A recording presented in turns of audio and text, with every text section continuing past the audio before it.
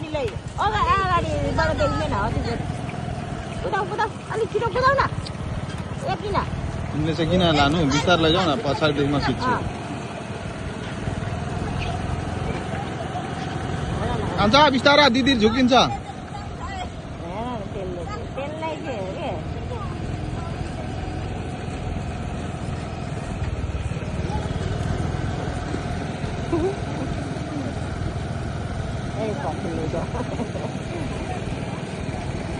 नानी भाइलाई हेरेर हिँड्नुपर्छ कि भाइलाई टक्क पर हेरेर नजिक होइन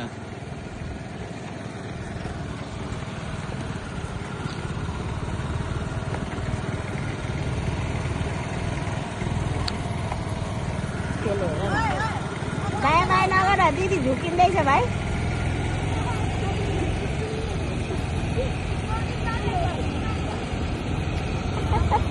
केटोलाई चाहिँ भयो ल